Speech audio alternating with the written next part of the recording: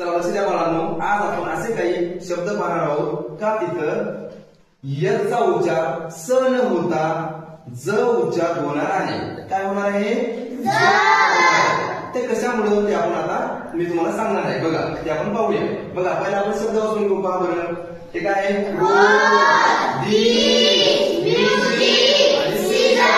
बघा हे आपण काय आपण शब्द घेतले उदाहरणार्थ. ओके, तर पहा बरं, मग याचा उच्चार इथं एस आहे, प्रत्येक मध्ये एस आहे. मग याचा एचा उच्चार स न होता काय होणार आहे? ज होणार आहे. मग ते कशामुळे ते तुम्हाला मी सांगणार आहे. बघा रोज, इथं रोज न होता काय झालं? रोज झालं.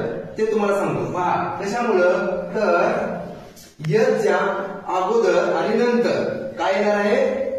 काय येणार आहे?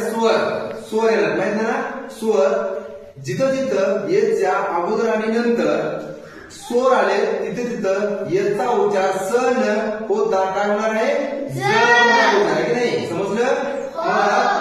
इथं शब्द वाचूया. इथं काय झालं? रोज. बघा बरं, यचा अगोदर काय आहे? ओ आणि नंतर ई आहे, म्हणून इथं स न उच्चार होता. काय स न उच्चार होता?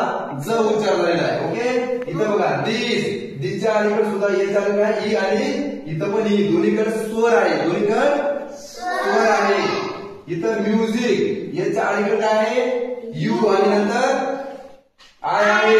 दोन्हीकडे पण काय आहे? स्वर आहे, म्हणून म्युझिक न होता म्युझिक झाले. इथं बघा सीझन मध्ये सुद्धा याच्या अलीकडे काय आहे?